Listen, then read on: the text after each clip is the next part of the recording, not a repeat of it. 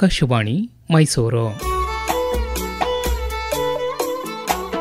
ಮತ ಹಾಕೋಣ ಬನ್ನಿ. ಮತದಾನ ಜಾಗೃತಿ ಕುರಿತ ಕಾರ್ಯಕ್ರಮ.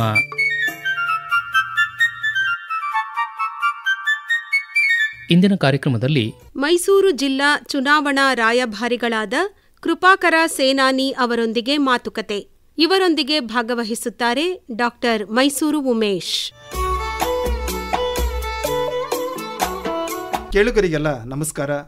ಭಾರತ ಚುನಾವಣಾ ಆಯೋಗ ಮೈಸೂರು ಜಿಲ್ಲಾ ಚುನಾವಣಾ ರಾಯಭಾರಿಗಳನ್ನಾಗಿ ಗ್ರೀನ್ ಆಸ್ಕರ್ ಪ್ರಶಸ್ತಿ ಪುರಸ್ಕೃತರು ಹಾಗೂ ಅಂತಾರಾಷ್ಟ್ರೀಯ ಖ್ಯಾತ ವನ್ಯಜೀವಿ ಛಾಯಾಗ್ರಾಹಕರಾದ ಕೃಪಾಕರ ಹಾಗೂ ಸೇನಾನಿಯವರನ್ನು ನೇಮಕ ಮಾಡಿದೆ. ಕೃಪಾಕರ್ ಹಾಗೂ ಸೇನಾನಿಯವರಿಗೆ ಮತ ಹಾಕೋಣ ಬನ್ನಿ ಕಾರ್ಯಕ್ರಮಕ್ಕೆ ಪ್ರೀತಿಯ ಸ್ವಾಗತ. ನಮಸ್ಕಾರ ಸರ್. ನಮಸ್ಕಾರ ಸರ್, ಈಗ ಕಾಡು ಮತ್ತು ಪರಿಸರದ ಜೊತೆಗೆ ತಾದಾತ್ಮ್ಯ ಭಾವವನ್ನು ಇಟ್ಕೊಂಡಿರುವಂಥವರು ತಾವಿಬ್ಬರೂ ಕೂಡ.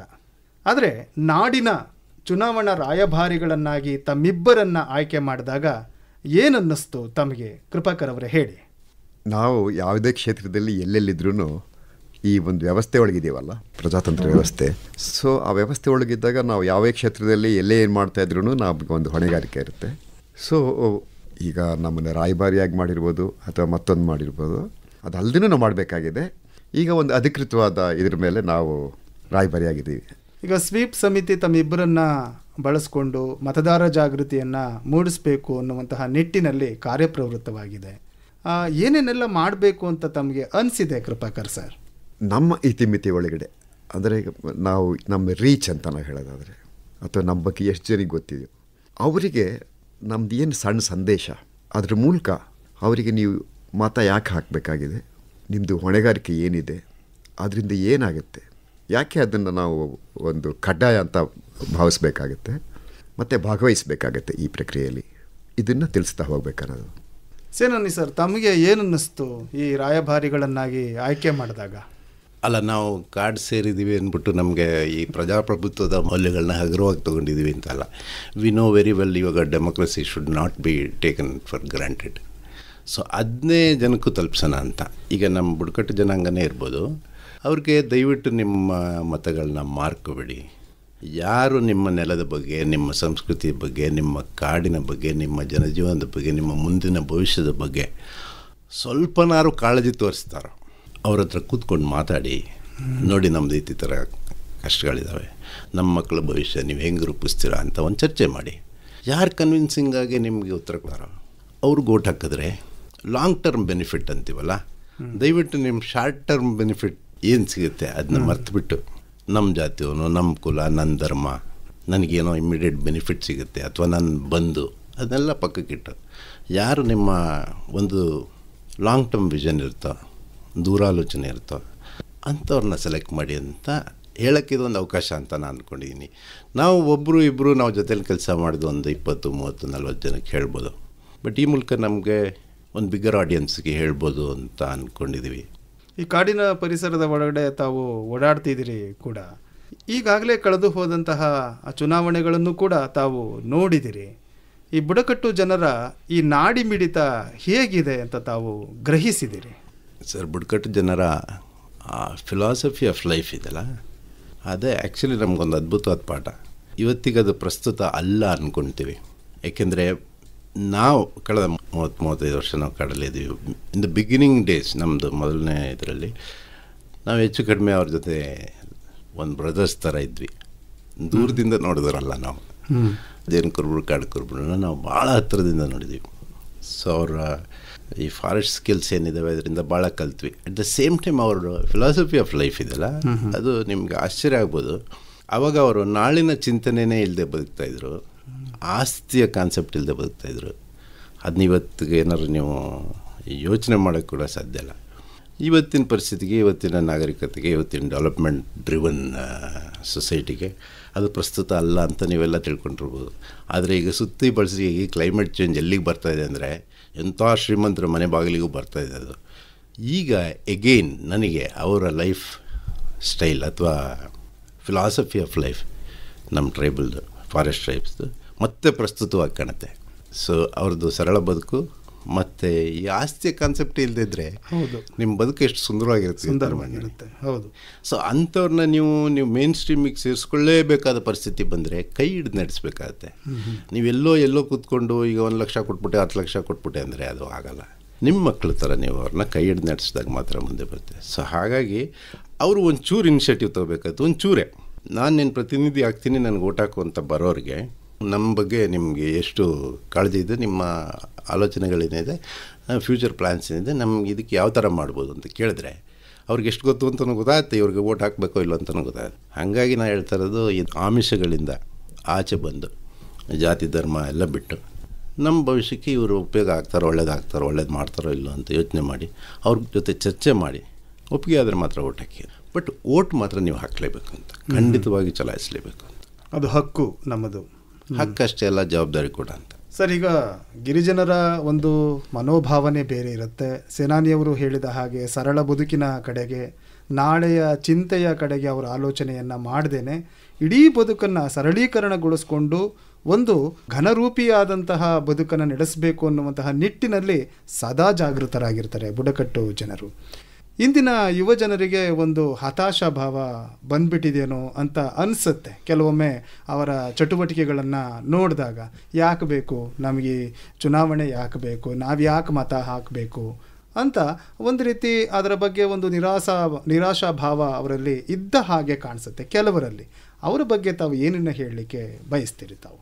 ಇವತ್ತಿನ ಪರಿಸ್ಥಿತಿನಲ್ಲಿ ಅದು ನನಗೇನು ಸತ್ಯ ಅನಿಸುತ್ತೆ ನೀವೇನು ಹೇಳ್ತೀರಾ. ಏಕೆಂದರೆ ಈಗ ಒಂದು ಸಮಾಜ ಅಂತಂದರೆ ಅದು ಒಂದು ವರ್ಗಗಳಾಗಿ ಒಡೆದೋಗಿದೆ. ಇದು ಒಂದು ರೀತಿ ನಮ್ಮದು ಪ್ರಜಾಪ್ರಭುತ್ವ ವ್ಯವಸ್ಥೆಗೆ ಒಂದು ಹಿನ್ನಡೆ ಅಂತ ನನಗೆ ಅನಿಸೋದು. ಯಾಕಂದರೆ ನಮ್ಮಲ್ಲಿ ಏನೇ ಭೇದ ಭಾವಗಳು ಏನೇ ಇದ್ರೂ ಒಂದು ದೇಶ ಅನ್ನೋದನ್ನು ಮೊದಲು ಇಟ್ಕೋಬೇಕಾಗತ್ತೆ. ಸೇನಾನಿ ಹೇಳ್ದಂಗೆ ಇದ್ರೊಳಗೆ ಧರ್ಮ, ಜಾತಿ, ಕುಲ ಇವೇನೇನೇ ಇರಲಿ ಮತಗಳು ಅವೆಲ್ಲ ನಮ್ಮ ಮನೆಯೊಳಗೆ ಇಟ್ಕೋಬೇಕಾಗತ್ತೆ. ದೇಶ ಅಂತ ಬಂದಾಗ ದೇಶ ಮುಖ್ಯ ಆಗುತ್ತಲ್ಲ. ಸೊ ಈ ದಿಕ್ಕಲ್ಲಿ ನಾವು ಯೋಚನೆ ಮಾಡೋಂಥ ಒಂದು ಪರಿಸ್ಥಿತಿ ಅಥವಾ ಒಂದು ಸನ್ನಿವೇಶ ಇಲ್ಲಿ ನಿರ್ಮಾಣ ಆಗಬೇಕಾಗಿದೆ. ಅಷ್ಟರ ಮಟ್ಟಿಗೆ ಇಲ್ಲ ಅದು. ಆದ್ರೂ ಒಂದು ರೀತಿ ಮನವೊಲಿಕೆ ಅಥವಾ ತಿಳಿ ಹೇಳಿಕೆ ಮೂಲಕ ಆ ಪ್ರಯತ್ನ ಮಾಡಬೇಕಂತ ಒಂದು ಜವಾಬ್ದಾರಿಯುತವಾದಂತಹ ಒಂದು ಅವಕಾಶ ನಮಗೆ ಸಿಕ್ಕಿದೆ. ಅಂಥ ಅವಕಾಶವನ್ನು ಸದುಪಯೋಗ ಪಡಿಸ್ಕೊಂಡ್ರೆ ಒಂದು ಸದೃಢ ಪ್ರಜಾತಂತ್ರ ವ್ಯವಸ್ಥೆಗೆ ನಾವು ಮುನ್ನುಡಿಯನ್ನು ಬರೆದ ಹಾಗೆ ಆಗುತ್ತೆ ಅನ್ನುವಂಥದ್ದು ತಮ್ಮ ಮಾತಿನ ಇಂಗಿತ.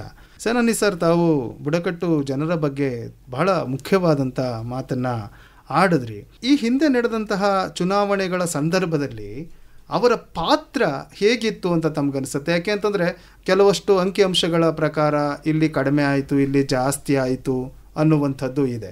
ಈಗ ಬುಡಕಟ್ಟು ಜನರಿಗೋಸ್ಕರನೇ ವಿಶೇಷ ಮತಗಟ್ಟೆಗಳನ್ನು ಅವಕಾಶ ಮಾಡಿಕೊಟ್ಟಿದೆ ಎಲ್ಲ ಜಿಲ್ಲಾಡಳಿತವೂ ಕೂಡ. ಅಲ್ಲಿ ಅವ್ರದ್ದೇ ಆದಂಥ ಒಂದು ಸಂಸ್ಕೃತಿಯನ್ನು ಬಿಂಬಿಸುವಂತಹ ಮತಗಟ್ಟೆಗಳನ್ನು ಸಿಂಗಾರಗೊಳಿಸುವಂಥದ್ದು, ಅವರಲ್ಲೇ ಇರುವಂತಹ ಕಲೆಗಳ ಮೂಲಕ ಪ್ರಚಾರ ಮಾಡುವಂತಹ ಒಂದು ಅವಕಾಶವನ್ನು ಮಾಡಿಕೊಟ್ಟಿದೆ. ಈ ನಿಟ್ಟಿನಲ್ಲಿ ಬುಡಕಟ್ಟು ಜನರ ಪ್ರತಿಕ್ರಿಯೆ ಈ ಹಿಂದೆ ಹೇಗಿತ್ತು ಅಂತ ತಮಗನಿಸುತ್ತೆ? ಅವ್ರು ಬಹುಶಃ ಇಡೀ ಪ್ರಜಾಪ್ರಭುತ್ವದ ಪ್ರಕ್ರಿಯೆನ ಸೀರಿಯಸ್ ಆಗಿ ತಗೊಂಡಿಲ್ಲ ಅಂತ ಅನಿಸುತ್ತೆ ನನಗೆ. ಏಕೆಂದರೆ ಅವ್ರು ಯಾವಾಗಲೂ ನಮ್ಮನ್ನೆಲ್ಲರನ್ನೂ ಸೇರಿದಂಗೆ ಹೊರಗಿನವರು ಅಂತಾನೆ ಯೋಚನೆ ಮಾಡ್ತಾ ಬಂದಿದ್ದಾರೆ. ಆಮೇಲೆ ನಮ್ಮ ಡೆವಲಪ್ಮೆಂಟ್ ಕಾನ್ಸೆಪ್ಟ್ ಏನಿದೆ ಅದಕ್ಕೂ ಅವ್ರಿಗೂ ಸಂಬಂಧನೇ ಇಲ್ಲ. ಯಾವಾಗ ಈ ಡೆವಲಪ್ಮೆಂಟ್ ಕಾನ್ಸೆಪ್ಟು ಇನ್ಕ್ಲೂಸಿವ್ ಆಗುತ್ತೆ ಅಂದರೆ ನಮ್ಮದೆಲ್ಲ ಬುಡಕಟ್ಟು ಜನಾಂಗಗಳು ಎಲ್ಲ ಹಿಂದುಳಿದವರು, ದಲಿತರು ಎಲ್ಲರನ್ನೂ ಸೇರಿಸ್ಕೊಂಡು ಜೊತೆಲಿ ಕರ್ಕೊಂಡು ಹೋಗೋಕ್ಕೆ ಸಾಧ್ಯ ಆಗುತ್ತೆ. ಅಟ್ ದ ಸೇಮ್ ಟೈಮ್ ಪರಿಸರದ ಬಗ್ಗೆ, ನಮ್ಮ ನದಿಗಳ ಬಗ್ಗೆ ಕಾಳಜಿ ಇಟ್ಕೊಂಡು ನಾವು ಮಾಡೋ ಡೆವಲಪ್ಮೆಂಟು ಎಲ್ಲ ಇನ್ಕ್ಲೂಸಿವ್ ಆದಾಗ ಬಹುಶಃ ಅವ್ರಿಗೂ ನಮ್ಮದು ಅನ್ನೋ ಒಂದು ಭಾವನೆ ಬರುತ್ತೆ. ಇಲ್ಲದೇ ಇದ್ದರೆ ಅವರು ಸ್ವಲ್ಪ ದೂರನೇ ಉಳಿತಾರೆ. ಆಮೇಲೆ ಇದುವರೆಗೆ ಅವರು ಓಟು ಬಹುಶಃ ತುಂಬ ಕಡಿಮೆ ಮಾಡಿದ್ರೂ ಒಟ್ಟಾರೆ ಯಾರೋ ಬಂದು ಹಿಂಗೆ ಓಟ್ ಮಾಡು, ಇಲ್ಲಿ ಇವನಿಗೆ ಮಾಡು ಅಂದರೆ ಮಾಡಿರ್ತಾರೆ. ಸೊ ಅದಕ್ಕಿಂತ ಜಾಸ್ತಿ ಅವ್ರಿಗೆ ಒಂದು ನಮ್ಮ ಈ ಸೊಸೈಟಿನ ನಮ್ಮದು ಅಂತಲೇ ಅಂದ್ಕೊಂಡಿಲ್ಲ ಅವರು. ನಾನು ನೋಡಿರೋ ಮಟ್ಟಿಗೆ ಅವರು ಪ್ರತ್ಯೇಕವಾಗಿ ಬದುಕ್ತಾ ಇದ್ದಾರೆ. ಸೊ ಇದು ಭಾಳ ಇಂಪಾರ್ಟೆಂಟ್. ಅವ್ರನ್ನ ನೀವು ಮೇನ್ ಸ್ಟ್ರೀಮಿಗೆ ತರಬೇಕಂದ್ರೆ ಕೈ ಹಿಡಿದು ನಡೆಸ್ಬೇಕಾಗತ್ತೆ. ನಾನು ನಿಜ ಹೇಳ್ತೀನಿ, ಅವ್ರಿಗಿನ್ನೂ ರಿಸರ್ವೇಷನ್ನೇ ತಲುಪಿಲ್ಲ. ಇನ್ಫ್ಯಾಕ್ಟ್ ಸೋಲಿಗರಲ್ಲಿ ಪರವಾಗಿಲ್ಲ. ಅದೇ ನಮ್ಮ ಜೇನುಕುರುಬರು ಕಾಡುಕುರುಬರಲ್ಲಿ ಓದಿ ಹೆಂಗಾನ ಇವ್ರಿಗೆ ಒಂದು ಹೆಜ್ಜೆ ಮುಂದೆ ತರಬೇಕು. ಒಬ್ಬನ್ನ ನಿಜವಾಗ್ಲೂ ಎಜುಕೇಟೆಡ್ ಮಾಡಿ ಅವ್ನಿಗೆ ಇಷ್ಟ ಬಂದಿರೋ ಕೆಲಸ, ಅವ್ನಿಗೆ ಫಾರೆಸ್ಟ್ ಡಿಪಾರ್ಟ್ಮೆಂಟ್ಗೆ ಕೆಲಸ ಇಷ್ಟ ಆದರೆ ಅದರೊಳಗೆ ಸೇರಿಸ್ಬೇಕು. ಇಲ್ಲ ಯಾವ್ದಾದ್ರು ಹುಡುಗಿ ಟೀಚರ್ ಆಗಿ ಎಂಡಪ್ ಆಗಬೇಕು, ಇಲ್ಲ ಫಾರೆಸ್ಟ್ ಡಿಪಾರ್ಟ್ಮೆಂಟ್ ಸೇರ್ಕೋಬೇಕು. ಯಾಕೆಂದರೆ ಅವ್ರಿಗೆ ಸ್ವಲ್ಪ ಸುತ್ತಮುತ್ತಲೇ ಒಂದೇ ಸತಿ ನೀವು ಡೆಲ್ಲಿಗೂ ಕೆಲಸ ಮಾಡೋದು ಕಷ್ಟ ಆಗುತ್ತೆ ಅವ್ರಿಗೆ. ಸೊ ಆ ಥರ ಭಾಳ ನಮ್ಮ ಆದಷ್ಟು ನಾವು ಮಾಡ್ತಾಯಿದ್ದೀವಿ, ಸುಮಾರು ಜನ ಮಾಡ್ತಾಯಿದ್ದಾರೆ. ಆದರೆ ಅದು ಅವ್ರು ಸ್ವಲ್ಪ ದೂರನೇ ಉಳ್ಕೊಂಡಿದ್ದಾರೆ. ಈ ಸರಿ ಆ ಇನ್ಕ್ಲೂಸಿವ್ ಡೆವಲಪ್ಮೆಂಟ್ ಅನ್ನೋದು ಅವ್ರಿಗೆ ಕನ್ವಿನ್ಸ್ ಆದರೆ, ನಾವು ಜೆನ್ಯೂನ್ ಕನ್ಸರ್ನಿಂದ ಮಾಡಿದ್ರೆ ಅದು ಕನ್ವಿನ್ಸ್ ಆಗುತ್ತೆ. ಸೊ ಇಲ್ಲಿಂದ ನಮ್ಮಿಂದನೇ ಶುರು ಆಗಬೇಕು. ನಾವು ಕನ್ಸರ್ನಿಂದ ಮಾಡಬೇಕು. ಆ ಡೆವಲಪ್ಮೆಂಟ್ ನಮಗೆ ಒಂದು ದೂರದೃಷ್ಟಿ ಇರಬೇಕು, ಆಲ್ ಇನ್ಕ್ಲೂಸಿವ್ ಇರಬೇಕು. ಆವಾಗ ಬಹುಶಃ ಅದು ಕನ್ವೆ ಆಗುತ್ತೆ. ನಮ್ಮದು ಜೆನ್ಯೂನಿಟಿ ಇದ್ದರೆ ಅದು ಕನ್ವೆ ಆಗುತ್ತೆ, ಇಲ್ಲದಿದ್ರೆ ಕನ್ವೆ ಆಗಲ್ಲ. ಈಗ ಅಂಥ ಒಂದು ಅವಕಾಶ ಕೃಪಾಕರ್ ಅವರೇ ತಮಗೆ ಮತ್ತು ಸೇನಾನಿಯವರಿಗೆ ಸಿಕ್ಕಿದೆ. ಕೈ ಹಿಡಿದು ನಡೆಸುವಂತಹ ಒಂದು ಅವಕಾಶ. ಅಂದರೆ ಮತದಾನವನ್ನು ಮಾಡಿ, ಇದು ನಿಮ್ಮ ಜವಾಬ್ದಾರಿ, ನಿಮ್ಮ ಮುಂದಿನ ದಿನಗಳು ಹಸನಾಗುತ್ತೆ ಅನ್ನುವಂತಹ ಭರವಸೆಗಳನ್ನು ಹುಟ್ಟು ಹಾಕಿ ಅವರನ್ನು ಒಂದು ಮತದಾನಕ್ಕೆ ಎಳೆದು ತರುವಂಥ ಒಂದು ಅವಕಾಶ ಸಿಕ್ಕಿದೆ. ನಿಮಗೆ ಈ ಕ್ಷಣದಲ್ಲಿ ಏನು ಅನ್ನಿಸ್ತಾ ಇದೆ ಅವ್ರನ್ನ ಮತದಾನ ಪ್ರಕ್ರಿಯೆಗೆ ಒಳಗು ಮಾಡಿಕೊಳ್ಬೇಕು ಅನ್ನೋದಕ್ಕೆ?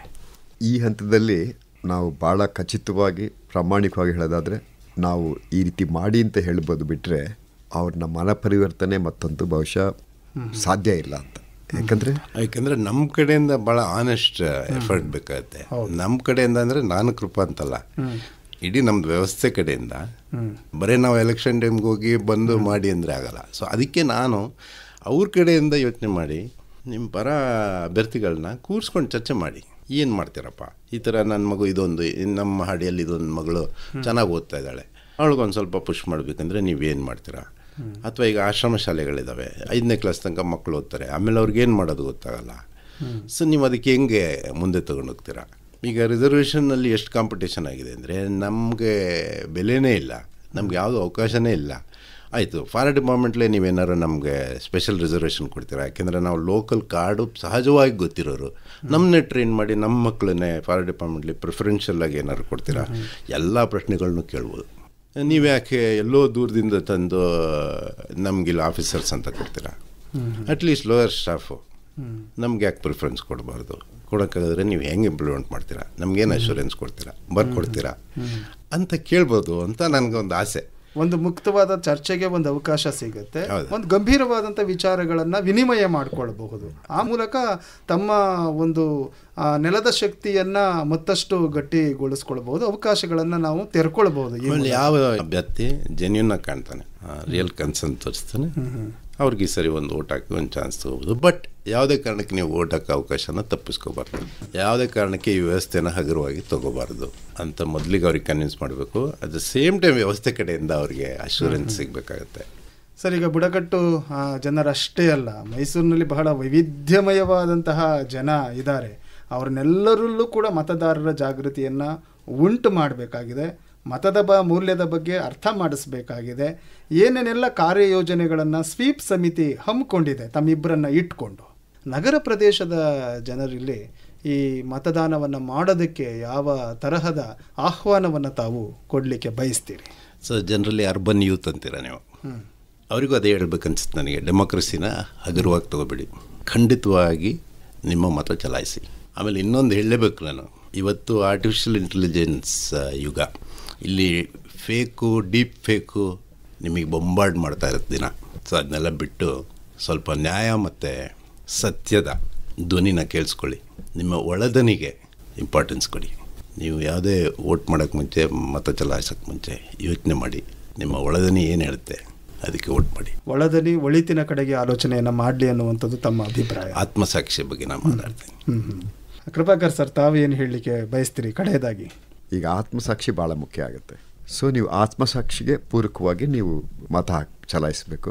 ವೋಟ್ ಅನ್ನೋದು ಒಂದು ರಿಚುವಲ್ ಕಾರ್ಯಕ್ರಮ ಅಲ್ಲ, ಅದು ದೇಶ ಕಟ್ಟೋಂಥದ್ದು. ಇದ್ರ ಮೂಲಕ ನಾವು ಪ್ರೂವ್ ಮಾಡ್ಬೋದು ಅಂತ ನನಗನ್ಸೋದು. ಇದರಲ್ಲಿ ನೀವೆಲ್ಲ ಭಾಗಿಯಾಗೋದ್ರಿಂದ ಒಂದು ಪ್ರಬಲವಾದ ಸುಸಂಸ್ಕೃತ ದೇಶನ ಕಟ್ಟೋಕ್ಕೆ ಅವಕಾಶ ಆಗುತ್ತೆ ಅಂತ. ಹಾಗಾಗಿ ನೀವೆಲ್ಲರೂ ತಪ್ಪದೆ ವೋಟ್ ಮಾಡಬೇಕಂತ. ತುಂಬ ಸಂತೋಷ ಸರ್. ಆತ್ಮಸಾಕ್ಷಿ ಎನ್ನುವಂಥದ್ದು ಮತದಾನದ ಸಂದರ್ಭದಲ್ಲಿ ಬಹಳ ಮುಖ್ಯ ಆಗುತ್ತೆ. ಸದೃಢವಾದಂತಹ ಪ್ರಜಾತಂತ್ರ ವ್ಯವಸ್ಥೆಯನ್ನು ಕಟ್ಟುವಲ್ಲಿ ಎಲ್ಲರ ಪಾತ್ರವೂ ಕೂಡ ಅತ್ಯಂತ ಮುಖ್ಯ ಅನ್ನುವಂತಹ ಸಂಗತಿಯನ್ನು ಈ ಕಾರ್ಯಕ್ರಮದಲ್ಲಿ ತಾವಿಬ್ಬರು ಕೂಡ ಹಂಚಿಕೊಂಡಿದ್ದೀರಿ. ಎಲ್ಲ ಕೇಳುಗರ ಪರವಾಗಿ ಕೃಪಾಕರ್ ಹಾಗೂ ಸೇನಾನಿಯವರಿಗೆ ಧನ್ಯವಾದಗಳು. ನಮಸ್ಕಾರ. ನಮಸ್ಕಾರ. ನಮಸ್ಕಾರ ಸರ್, ಥ್ಯಾಂಕ್ ಯು. ಮೈಸೂರು ಜಿಲ್ಲಾ ಚುನಾವಣಾ ರಾಯಭಾರಿಗಳಾದ ಕೃಪಾಕರ ಸೇನಾನಿ ಅವರೊಂದಿಗೆ ಮಾತುಕತೆ ಕೇಳಿದಿರಿ. ಇವರೊಂದಿಗೆ ಭಾಗವಹಿಸಿದ್ದವರು ಡಾಕ್ಟರ್ ಮೈಸೂರು ಉಮೇಶ್. ಮತ ಹಾಕೋಣ ಬನ್ನಿ. ಮತದಾನ ಜಾಗೃತಿ ಕುರಿತ ಕಾರ್ಯಕ್ರಮ ಕೇಳಿದಿರಿ.